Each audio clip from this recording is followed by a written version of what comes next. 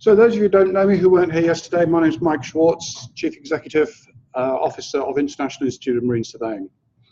The reason we're involved in this is because we run the programme on behalf of IMCA through the Marine Surveying Academy. Most of you will know that, the MSA. And I always like to start this presentation off with a simple quote. You will all know, I'm sure, Henry Heinz of Heinz 57 variety, who said, to do a common thing uncommonly well brings success. And I think a lot of what we talk about today really is themed around that. So your change of program is going to look a bit like this from the published one. Mike's going to follow me on and do an hour. We'll take a coffee break after that. Joe is then going to talk to you about ISM code and the importance of that. We'll then take a break. Ian Coates is not here. I have a 45-minute video of Ian, which we made actually earlier this year, which is absolutely well worth listening to and watching. Ian is our lead trainer within the program. Ken Livingston's then going to talk to us. We'll take a tea break and we'll have a panel discussion. So that's how today looks. You'll get the same content as I say, but it's delivered in a slightly different way that perhaps it might have been. What I want to do over the next 40 minutes or so is talk to you about the history of the scheme, why it developed, how it's developed, and really how we got involved with it. And it has been now over the last couple of years an absolutely fascinating program.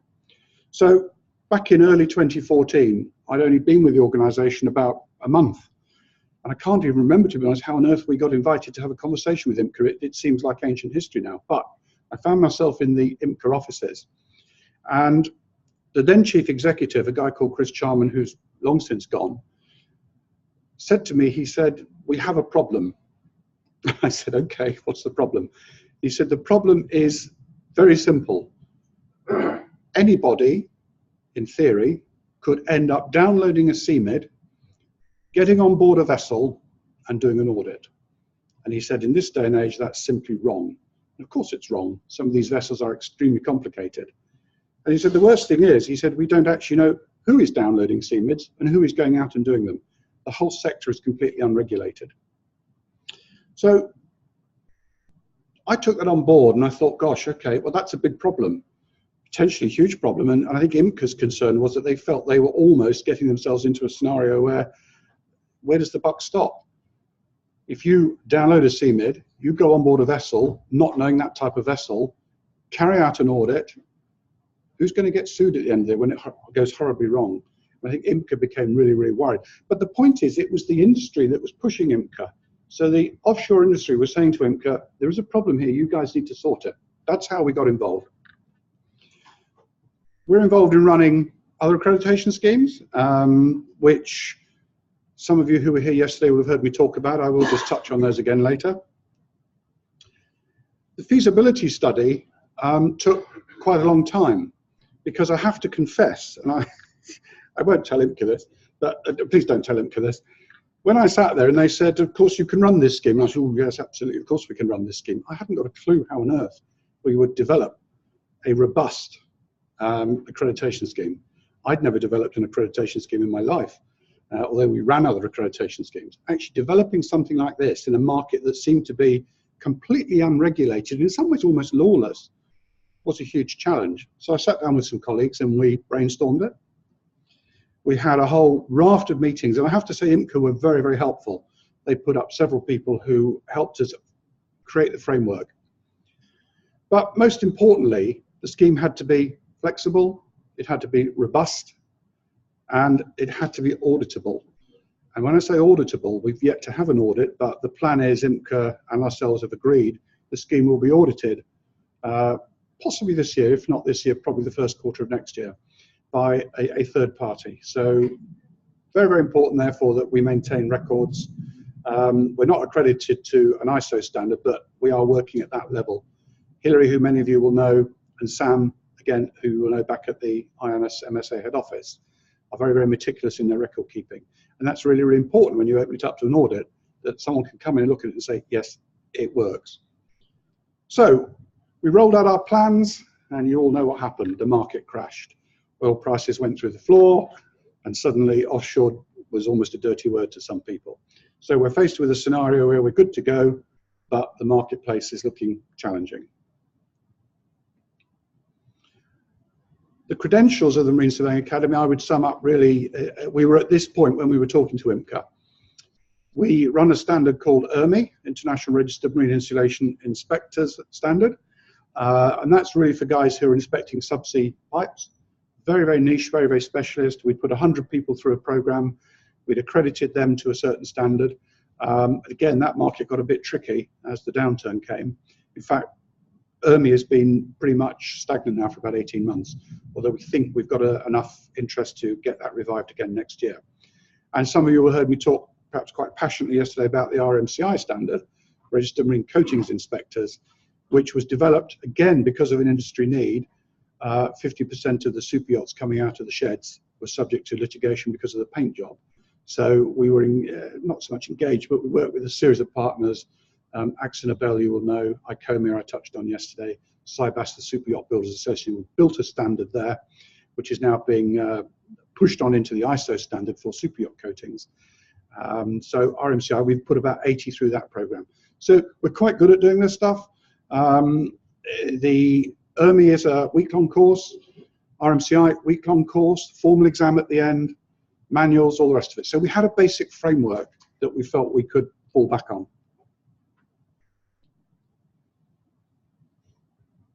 So the scheme had to be robust.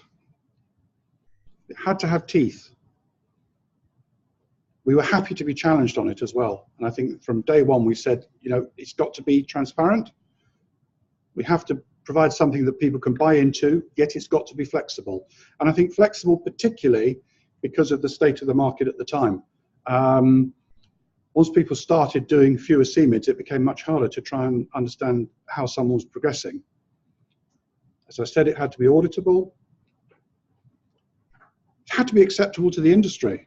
Because if you develop something from scratch, you need to know that it's going to be accepted by the industry, and that's taken time. But I'll give you some news later on in this presentation about how it is now being accepted. We had to agree the vessel types. In the end, that proved to be quite straightforward, and that was IMCA really who steered us towards the specific vessel types. There are now 7 categories, as many of you will know. One of the biggest challenges for us was actually finding an assessor panel who is good enough, who knows stuff, that they can actually go out and assess other people against a set criteria. That was difficult.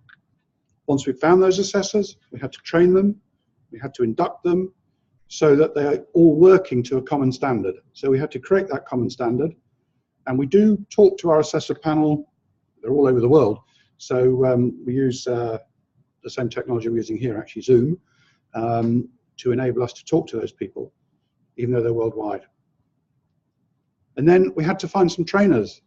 Joe and Ken training tomorrow, but you, as you know, you two are part of a bigger training panel, which is essentially led by Ian Coates, who's the lead trainer.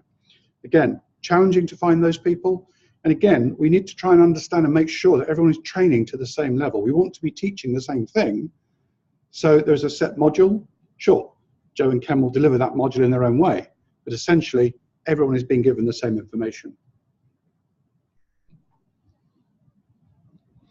One of the hardest things, it's funny, isn't it? You play around with forms, and I had sleepless nights over trying to develop a Microsoft Word document, because you have to factor in that English isn't everybody's first language necessarily. People come from all parts of the world.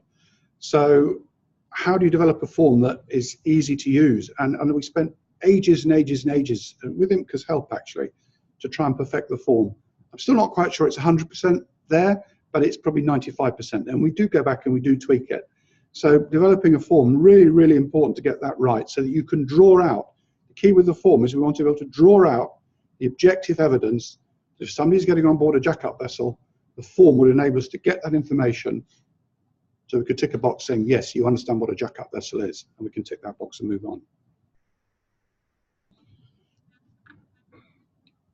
So we did the development work. That took the best part of probably 9 months, from start to finish, if I'm honest.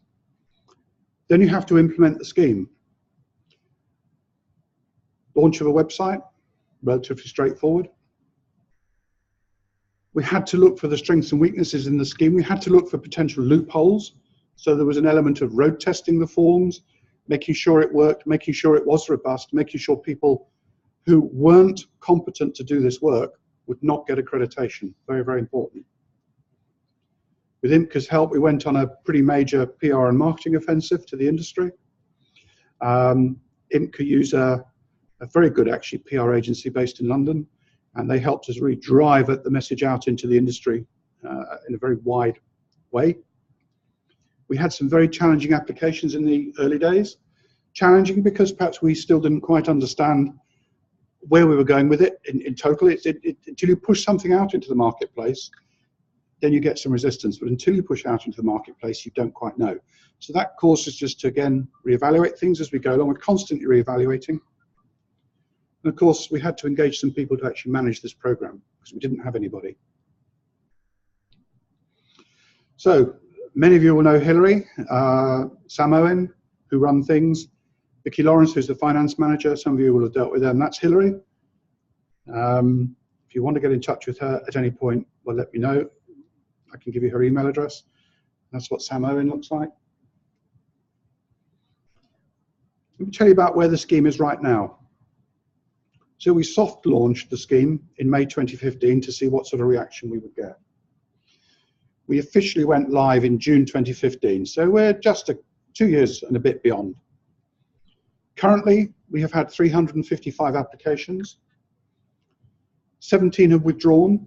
People withdraw for various reasons. There isn't one reason I can give you. Some people just decide, having got to the point where they want to become accredited, it's not for them, or they realize that they're probably not going to get through because they can't provide the objective evidence that we're looking for various reasons. And 22 have failed. So there is an attrition rate here. Currently, we have 291 accredited AVIs and a renewal rate so far of about 93%. We've lost a few. Why have we lost a few? One or two are working on their own. Howard, you were saying yesterday, it's quite hard to do eCMIDs out in this part of the world at the moment. So if you don't need the accreditation anymore, you'll drop out of the scheme. Equally, a few retired. I think we had a couple of people who died and so on. So there was a natural dropout. But for those of you who have now gone through this process or are going through this process, you are now part of a very exclusive group. And you are very much seen as professionals, and you perform a vital service to what is a key industry sector, albeit quiet at the moment, but we hope there's brighter times ahead. Just a little bit on the training statistics. So in the first 6 months of 2015, we ran 3 courses. 39 delegates came through that. We ran a very successful course in Aberdeen. And then we moved on in 2016, we run 10 courses, 137 delegates going through those various venues. 66 delegates in 2017 so far with the courses we've run. 242 have actually been through what some of you will be going through tomorrow. Interestingly enough, 44 of the people who have been trained have not actually come forward yet for accreditation. So we believe those people are in the pipeline, don't know. We'll see what gives. And there are 61 still who need to take the formal AVI accreditation course. Yes, but some people, so it's 2 stages. You first of all need to complete the application form, and you need to go through the assessors. The assessors need to say, yes, you're good to do this, this, and this. You must then formalize that by doing the accreditation course, which is tomorrow. So it's one day somewhere in the world when we'll deliver everything that we believe to be pertinent to the qualification. So we've done 8 courses in the UK, 3 of which have been in Aberdeen. There's a real hotbed in Aberdeen. We've done 4 in Europe. Amsterdam is a popular venue, Bergen, Hamburg. Been out to the Far East. We've done 4 out here, 2 in Jakarta, Singapore tomorrow, Perth, 1 in Abu Dhabi and 1 in Houston. Hillary tells me that our plans for the rest of the year include, obviously, Singapore tomorrow. We're going to run something in Canada. We don't have a lot of AVIs in Canada, but we do need to put something on in Canada for the half dozen guys that we've got out there so they can come and do that. There'll be another one in Europe, and there'll be one in the UK later on this year.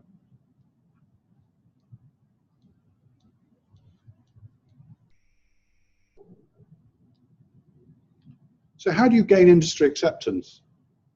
Not easy. But you do know you're on the right track when potential AVIs come forward, looking to be accredited.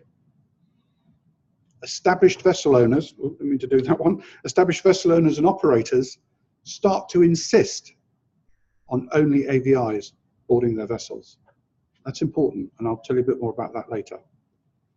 People call the office. We get lots of calls now into the office saying, where can I find an AVI? Exciting. And then AVIs tell you that the website is starting to produce them business. And I've got several bits of anecdotal evidence from AVIs, particularly one AVI in Malta who's had quite a lot of business through the website. So we're pushing the right buttons, I believe. And as time grows, I think the whole scheme will grow and develop further acceptance. I need to talk about CPD, continuing professional development. We talked about this yesterday.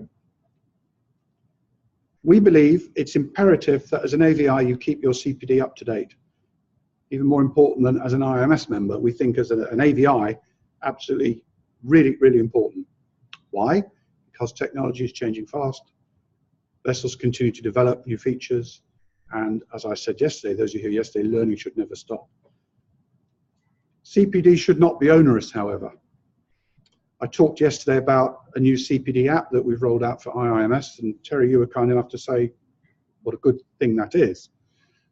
Those of you who are AVI accredited inspectors will be pleased to hear that we are white labeling that CPD app, and that'll be rolled out in the next couple of months. So for any of you who are involved in CPD or rather in eCMID AVI scheme, you'll be able to go online and use the app same as IIMS members do.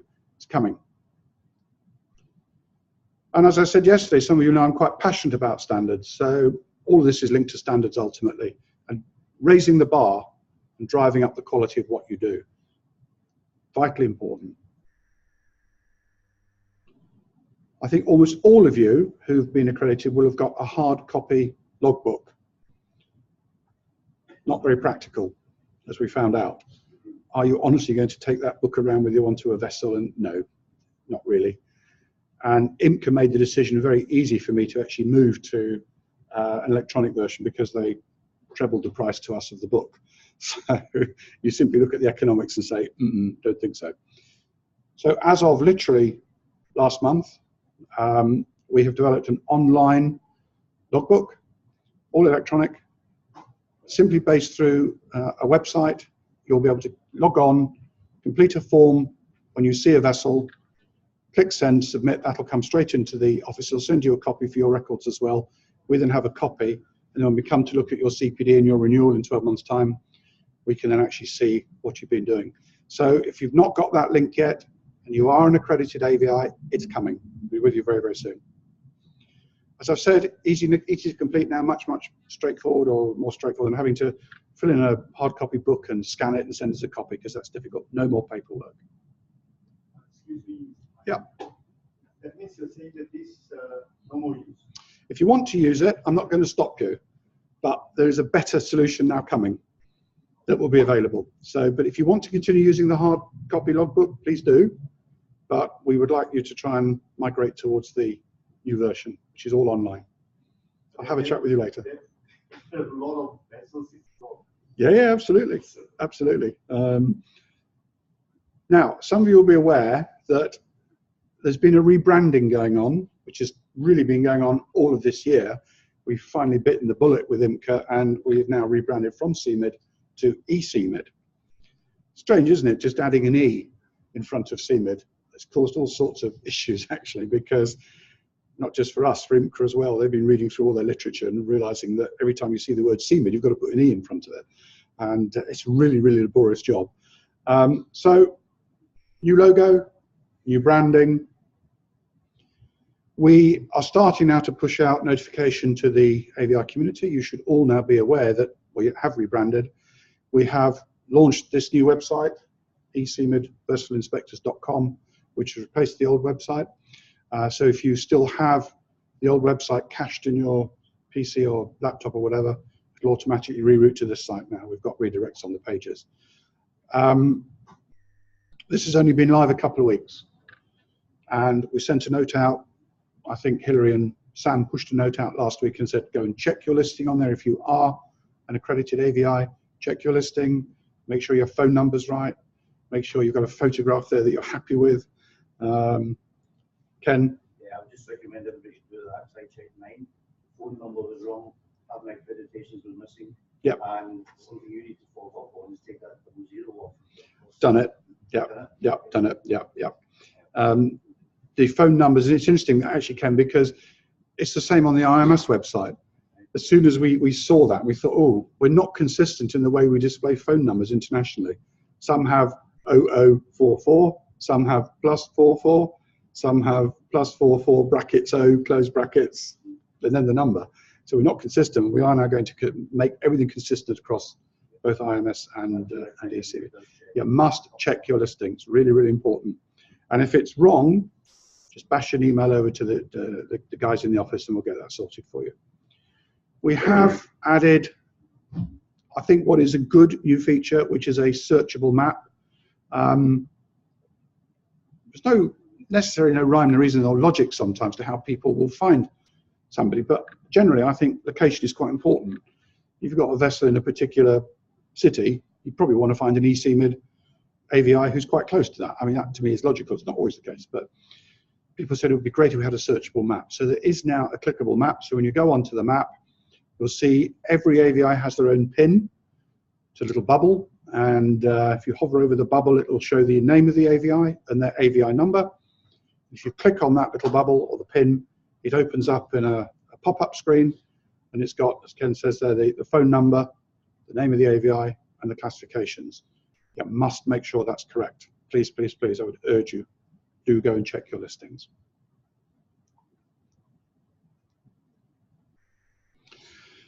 Not here to push membership of IIMS particularly, but if you are not a member of a professional body, you may not know, but you are cleared through your AVI accreditation to join IIMS as a technician member at a very, very lowest level. Some of you would certainly qualify at a higher level than that for sure. And we've had quite a few people who have joined the organisation, having got their qualification, their AVI qualification. If you're interested in more details about that, speak to Hilary, hilary.excel@marinesurveyingacademy.com.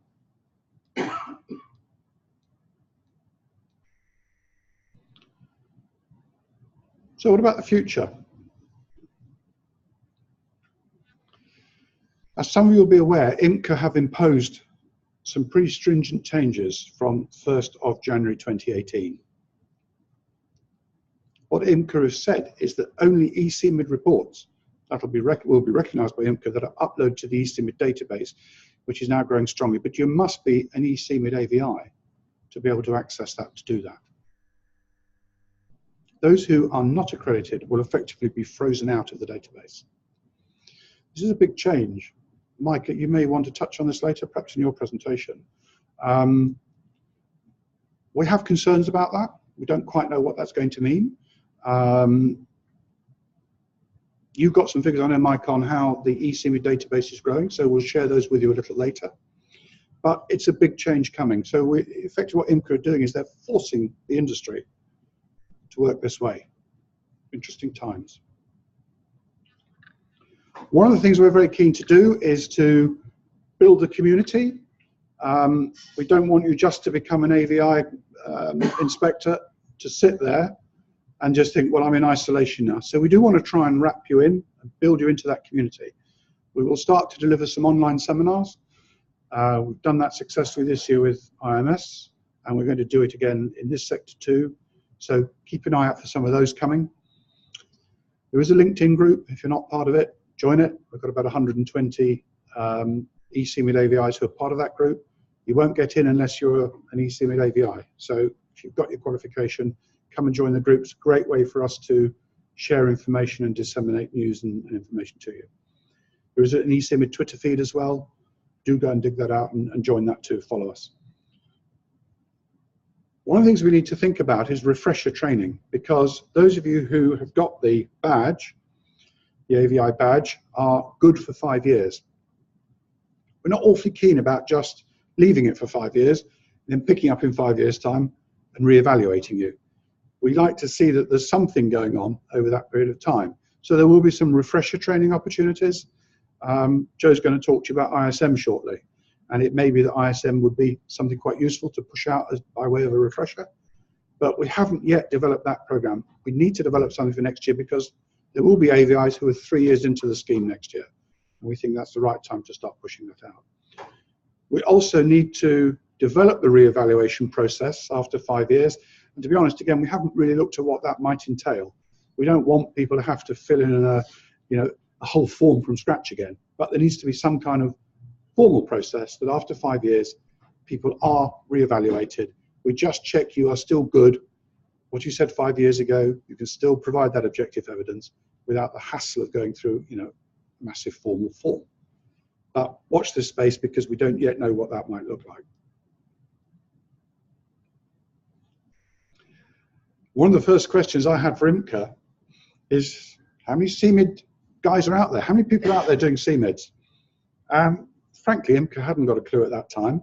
I don't think anybody really had a clue. The feeling was there could have been 3,000 working in the sector. That obviously was before the downturn. You may have your own views as to whether that's a realistic number or not. The reality is that IMCA really only knew of about 1,500 on their database at that time, and not all of those were active. But they did believe there were twice as many people out there because of this ability just to download the form and go and do a eCMID, that it could have been as many as 3,000 people. Clearly some have left the sector because of the slowdown. Maybe now it's 1,000 who are operating out there. Frankly, we still don't know. And one of the things that this scheme is doing is it's helping us to understand the size of the market. Rough idea how many vessels there are. Therefore, you could have a rough idea how many AVIs there are out there doing that work. But to be honest, it's a finger in the air job because we just don't know. So maybe 750 will become accredited over a 5-year period. Again, we don't know. As I said, we're poised to reach the 300 mark. And if I just, I suppose, pause at that moment to say, we're actually very proud. Hillary and I talk about this and we're very close to it. But when we talk about it, we do feel a huge sense of pride in having built a scheme with the help of our assessors, trainers, to deliver something that clearly does work. But how big the market is, we still simply don't know. What about the future in this part of the world? It's entirely possible that your future as an AVI could lie in doing eCMIDs on vessels serving the wind and renewable sector. Obviously, we're based in the UK, and the exponential growth of wind and renewables in North Europe has been astonishing. I went to a wind farm exhibition in London about 2 months ago, and I was staggered, absolutely staggered at the companies that were there, the people that were there. Huge business, and it almost seems to have come from nothing. I mean, if you are just an ordinary member of the British public, you're pretty much unaware of this stuff because it's not in the news. But if you're in the know, then this market is growing very, very fast. We've got the first floating wind farm, I'm told, coming. It's being pushed out at the moment, which then enables wind farms to go into deeper water. I'm not a technical guy, but that's how I understand it to be. I'm told the Taiwanese government has set a really ambitious 3 gigawatt offshore wind target for 2025, and it seems that Taiwan is the first in Asia to be really kicking in to this market. But an article I was reading last week also tells me that Vietnam, Indonesia, and the Philippines are not far behind. This did surprise me that Asia actually led the globe in the number of new wind farm installations in 2016. So this is coming. Are you guys ready for it yet? Don't know. With some of the Asian countries having obviously limited land area, in the UK we've got a lot of these turbines now, all over our lovely green countryside. Actually, I quite like them. I think they're quite therapeutic. A lot of people hate them. So they're making money, exactly. Well, in the UK, it's interesting, is in the UK, I think there was one day in June when we produced more power from wind turbines than we did from coal-based technology. The first day. So, it's happening. It's happening. So I'm simply going to say, are you ready for this emerging sector? Maybe it's 3 years away, maybe it's 5 years away, Maybe it's here now. I don't know. So something to be aware of.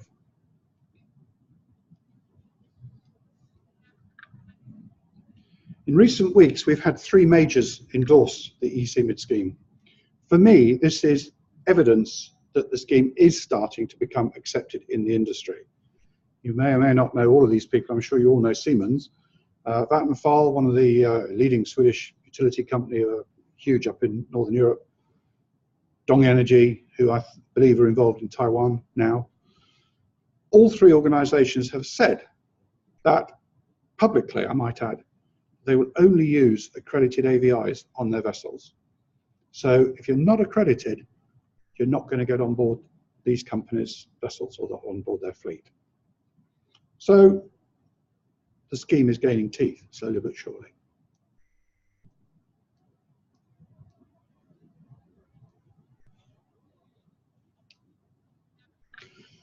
It's wholly right that I say some thanks to various people, because from really humble beginnings, when we looked at this whole scheme and we just thought, gosh, how on earth are we going to do this? You can't do this without a team around you of talented people. So I would like to publicly thank Chris Baldwin. Those of you who don't know Chris, works really hard. I hope he's back fit next month. He's not well at the moment. Mark Ford at IMCA, Ryan Foley. Ryan is the IT guy there who handles the database at IMCA. Some of you, I'm sure, would have dealt with him.